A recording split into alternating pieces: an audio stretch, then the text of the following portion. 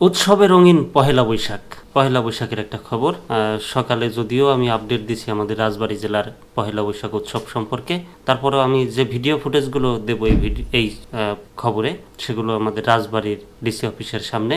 আর খবরটা সম্ভবত সারা দেশের এবং ঢাকার হতে পারে।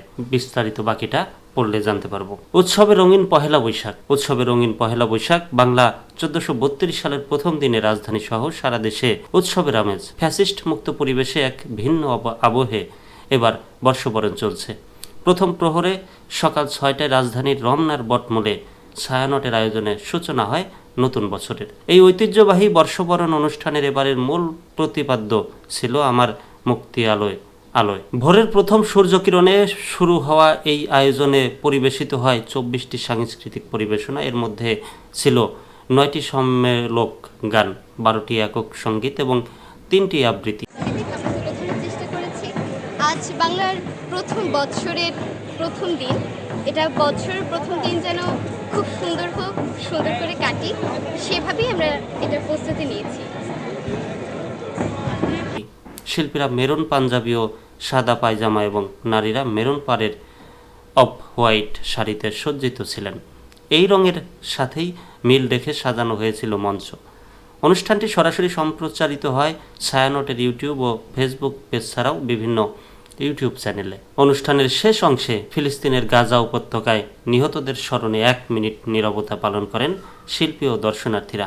ছায়ানটের নির্বাহী সভাপতি ডক্টর সরওয়ার আলী বলেন, গাজার শিশু হত্যা ও মানবতার বিপর্যয়ের বিরুদ্ধে আমরা আমাদের প্রতিবাদ জানাই।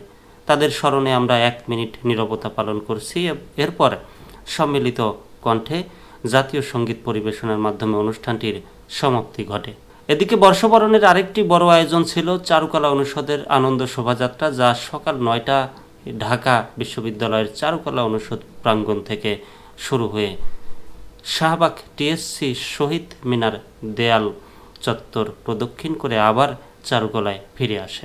শোভাযাত্রায় অংশ নেন চারুকলার শিক্ষক শিক্ষার্থী, বিভিন্ন শিক্ষা প্রতিষ্ঠানের শিক্ষার্থীরা, সাংস্কৃতিক সংগঠনের সদস্য এবং নানা বয়সী মানুষ।